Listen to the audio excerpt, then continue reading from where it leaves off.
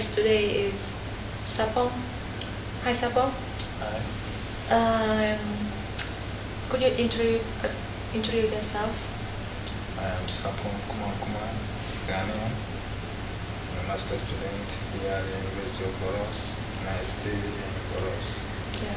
Thank you for your time being in my interview. Welcome. Could you say something about your country? Yeah. As I told you, I'm a Ghanaian. Ghana, the gateway of Africa. We have amazing people, an awesome culture. We have a lot of resources, natural resources as well, like gold, diamond, oil. We have a lot. So, could you introduce about culture in your country? Something special? Yeah, we have awesome cultures. There are a lot of cultures because we have a lot of ethnic groups with different cultures. But the majority is the Accountants of awesome culture. Like we have dance, a lot of festivals, and yeah. How many languages do you have? I think officially we have about 7 bits. There are a lot of ethnic groups, but most times they are small in population. But the majority are Khans, Ghans, Fantis. Yep. How about English? Yeah, we are an Anglophone. That means we are colonized by the British. So English, the official language of Ghana. English is taught at school from kindergarten straight down to university. So it must be very inconvenient in international business perspective. Of course. So if I look at Africa as a whole and Ghana as a unique country, so do you think your country have any competitive advantages in nation perspective? Yes, of course. Compared with other countries in Africa? Yes, of course. Because Ghana is dubbed the gateway of Africa. That means the first step to Africa. You mean about in geographic term or in business term? In social, political, business, everywhere, like across board, we've been dubbed the gateway of Africa. And our first president, Dr Nkrumah, he established the African Union, and our competitive advantage really is politics. We have political stability. We've had a lot of changes. We adopted multi-party democracy from '92. We have a lot of elections where I think about 2 governments changed, and there is always peace. So, Africa is dubbed with about political instability. In Ghana we have it, and the government is open. We have an open market, open economy, supports businesses. So that's a very big advantage. At work, I think if this is a big question, but could you say your own opinion about strengths and weaknesses of businessmen in Ghana that we should know, we analyze it fairly and just say it out? What do you think about them? Okay, what I think about it is Ghanaians trust easily. Trust easily? Yep, we put our trust on people easily because we, like I told you, we're spendable. So show many things. You don't need to show too much for us to trust you. I think that's a weakness. And strength to Ghanaians usually are highly educated and they are really professional in whatever field they find themselves. So, and we have a good business behavior. We prefer fair deals. Fair deal. Yeah, fair deals. Fair in what term? Like the way you treat each other, or fair in business-wise. Business. It means like how you go about the business or the transaction. It should be fair, right? There should be nothing hidden. But fair in financial term or fair in ethical terms. Ethical. Yep. Okay. And or it includes or even finance too, like you said, it should be fair. Everything should be fair. Nothing should be hidden. Right. Yep. That's what I can say for now. Yeah, I think it's make me surprised because as a developing country, but I think what you just said, I think is the same way with European in business. Yeah. Yeah. So if we use half-study theory, so do you think your country in individualism or collectivism? It means that, for example, if I want to motivate people at work in your country, should I give the bonus in person, or if I motivate them to work as teamwork and group work? So in your culture, which way is better? Now, Africans really, like Ghana for instance, a lot of the ethnic groups, we have this extended family. So really, we don't like, we depend on each other. The dependency is strong. So it's collectivism. It's collectivism. So teamwork is really, because like we do the work, all of us will get this. Yeah, so that we combine our forces and do it well. Yeah, that's how we prefer that way. Still use half-study theory in this case about power distance. You think your country is in high power distance or low power distance? I think it's high because as a developing country, and in our society, we really regard leaders to the highest esteem. So people with positions, and there's a big gap between people with positions, even slight positions. Even as a manager, your deputy will show you much, there will be much gap between you and your deputy in terms of respect and esteem. So I would say it's high because even in our culture, in our society, in the house, we regard old age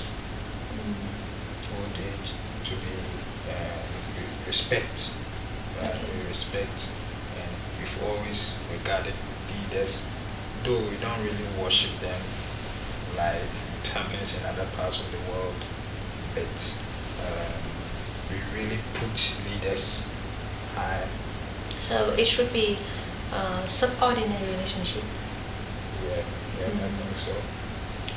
So also you have studied theory.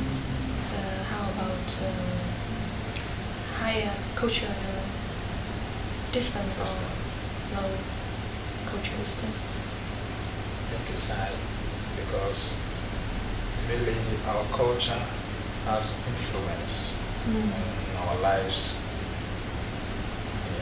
in terms of everything we do. We really attach our culture to our working life.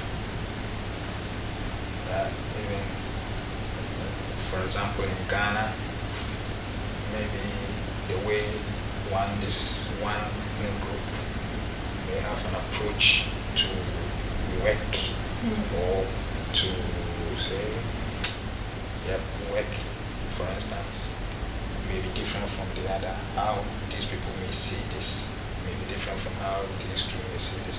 But collectively, I think,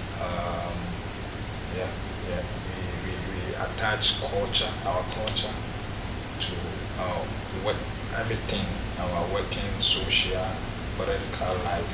Yeah. Okay. So how about long-term and short-term orientation? You want to focus on long-term life or short-term life? We Ghanaians, we really are patient. We take time to learn because we want to learn and learn well. Right? We don't rush. We learn. We take our time to learn and learn well. Right? Because Ghanaians generally, we are afraid to take risk. So it's like we put carefulness in everything we do. So usually, before a Ghanaian will do anything, we make sure, like, this thing is doing, like, he will look well at the bad and the good side of it. So usually, we learn. We want to learn before we can get into anything because we are really afraid of risk. So, after what you said, just my feeling, but I think like Ghana people are a little bit emotional, is that right? Yes, we are. Because it's related to trust and like related to what did you say? So I think it's a bit emotional. Yes. So it's, in business perspective, I think the last point. Also, we mean to feel for the weak too. Yeah. Okay, it's great. Interesting. But the last point of half-study theory, I think, is really important in this case because between different countries, I think there are some same thing, but there are lots of things that conflict, especially in regulation or policy or something like that. So how about uncertainty avoidance? Because, like, people in Sweden really stick on the plan and stick on the policy. And how about in your country? Is it high uncertainty avoidance or low? It depends on the context or it depends on the policy? I think I should have brought this. That's one of our weaknesses. We don't stick to time. Yeah, we have that weakness. When a Ghanaian tells you 2, you don't take it, maybe 4. 2 hours. 2 hours. I think it's too much. If you don't take it, to be 4. It should be like 15 minutes or half an hour is okay, but 2 hours is or too maybe much. the next day. So But everybody is the same? really? I'm asking you. Not everybody, but almost and generally. Always late. Yes, we have this saying, there is an African time. Yeah. So As African time +2. not usually +2. It's just about lateness, but it can go as far back as, like, say, as far as, say, 2 hours. 2 hours. Yeah. And between us it's normal, but usually when we deal with foreigners, we are straight to the point.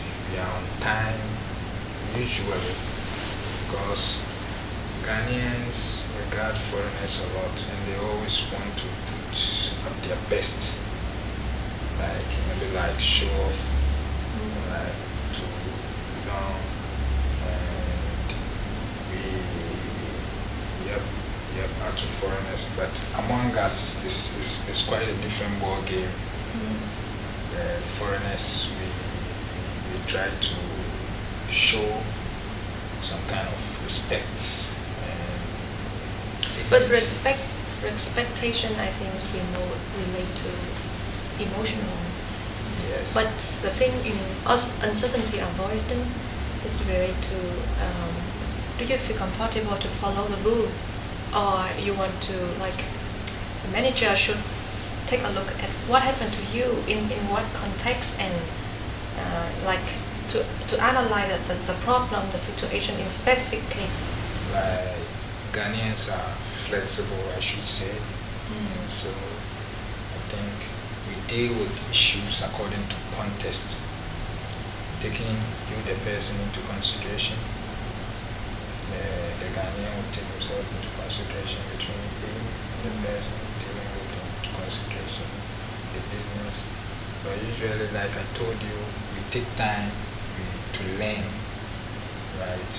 That means we follow rules. Ghanaians, we follow rules. But your own rule, or your in the rule based on ethical perspective, or in stick on the policy?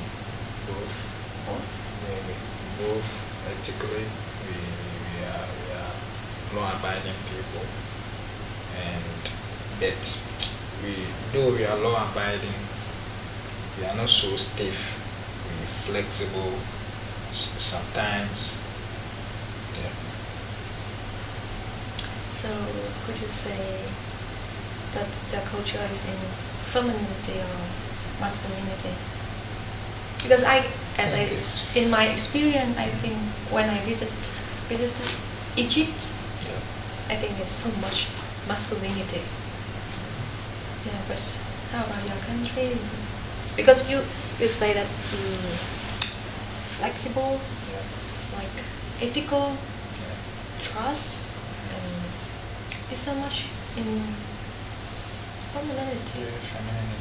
So it surprised me a bit. Is it femininity in my country? Yeah. Uh-huh.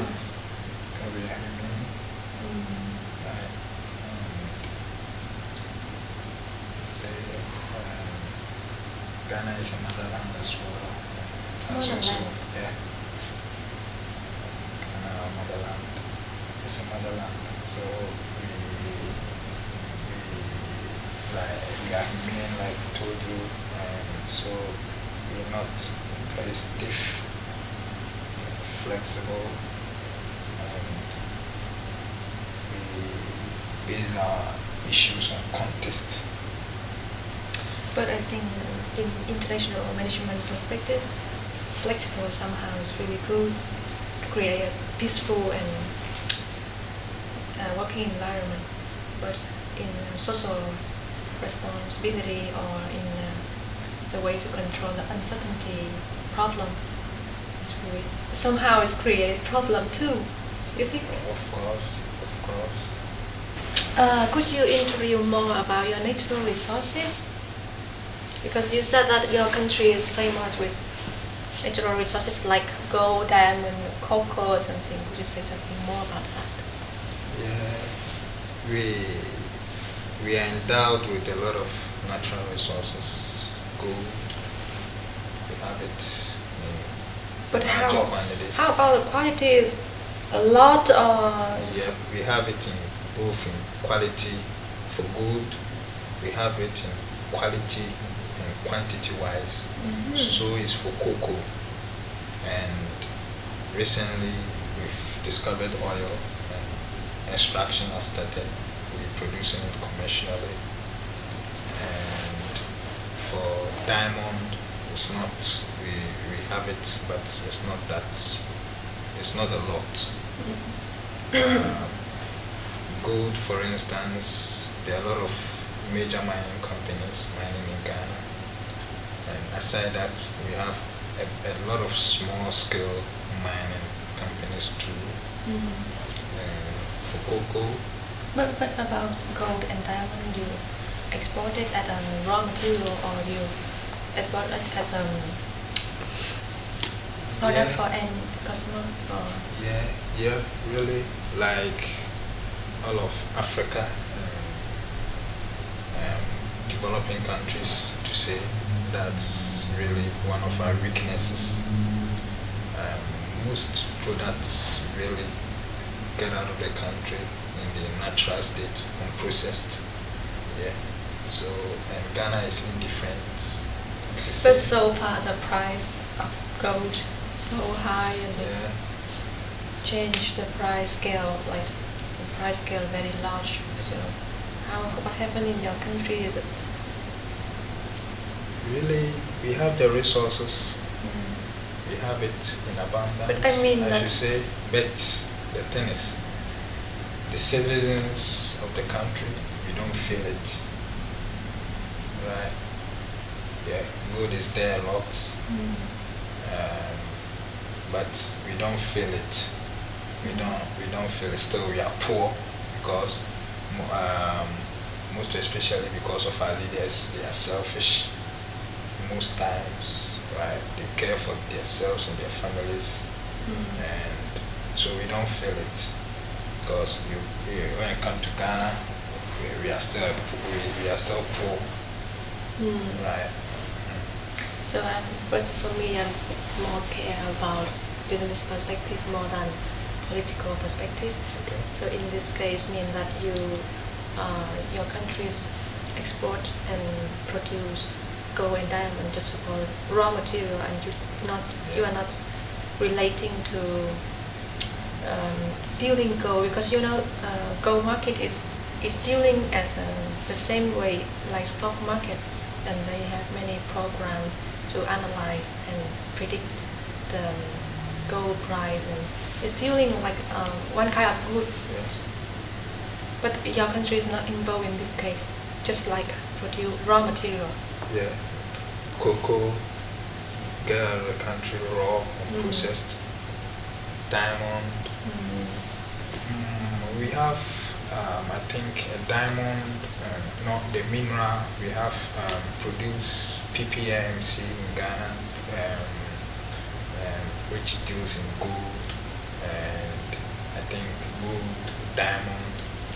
But though there are some companies in Ghana which process them, makes jewelry out of gold and diamond, but it's very few. But majority wise, it gets out of the country. And one thing also is these gold, especially the gold mining firms, really don't belong to Ghanaians. They don't belong to Ghana. So it's 100% from. Not Ghana have shares, but it's small. So for this kind of natural resources, your government is involved in this case, or is totally depending on like? It is a national asset, and government control formally, but there has been deregulations, and government have sold most of the shares it holds.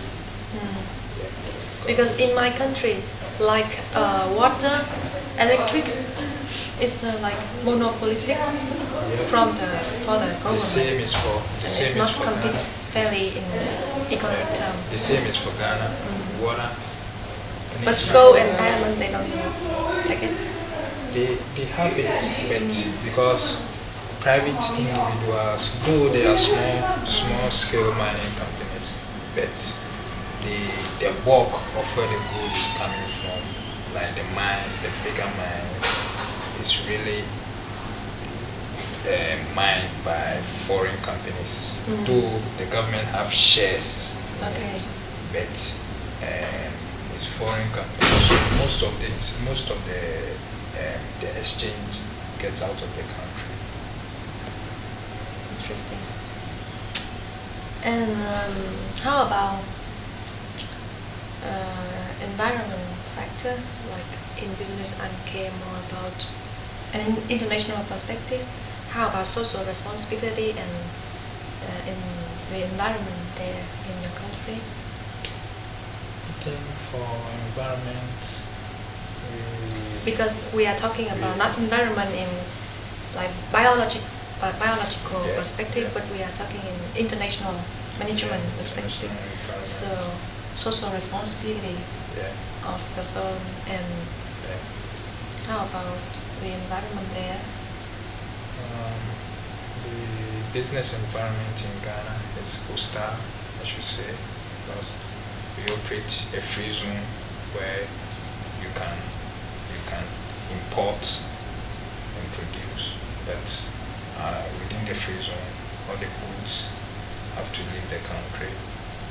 And we have a lot of policies like tax holidays with companies that put money in, say, philanthropic activities like sponsoring education, football. So I should say we have a hostile environment, and it's good for business. So, and Ghana has attracted, over the years, we've attracted a lot of foreign companies, a lot of them. So if the international organization take care of the social responsibility, it will be competitive for them? Of course, because they enjoy a lot of, like I say, tax holidays, and so this had like ignited a lot of companies to be socially responsible.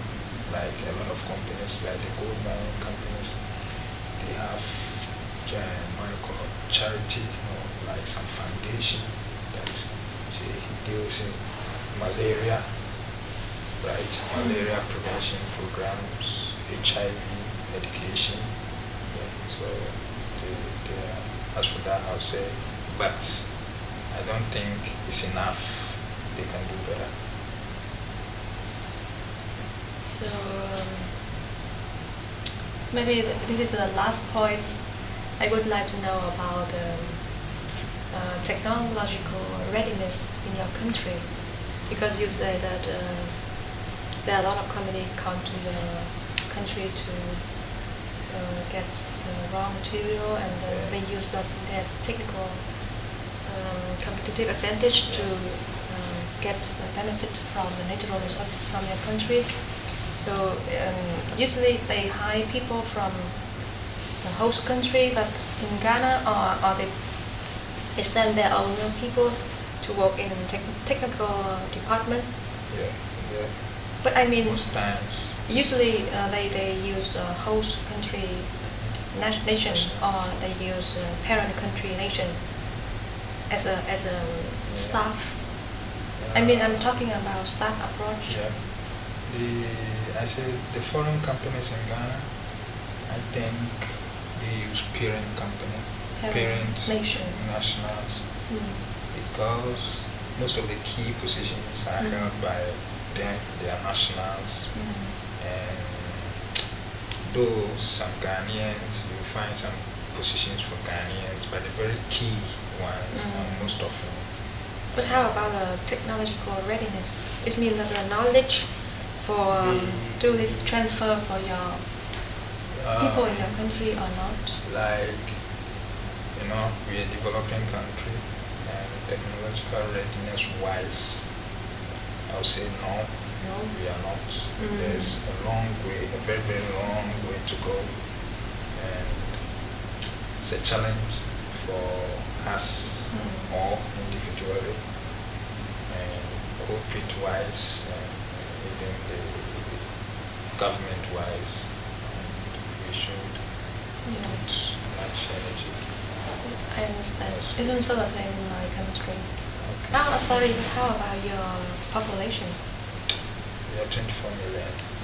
According to the population census we conducted last year, before I left the country, we are 24 million. Okay, you still don't know how about my country? Can I guess? Maybe 60 million? 80. Wow. It's very, very crowded. But it's not, the number of people is not equally, it's not equally in different city. Okay. In the city that I lived, Ho Chi Minh City, it's very, very crowded. But another city like my hometown, Dallas City, not too much crowd. Okay. But population also leads to something in behavior and what they interested in, and the way they react in business also. So 24 million people in your country, so it's not too much. The population is okay. We should have been much higher than we are, because our resources should have taken care of us well. It's like I've told you, we have a problem, a very big problem. Okay, thank you for your interesting information. Thank you for your time. Yeah, it's a pleasure.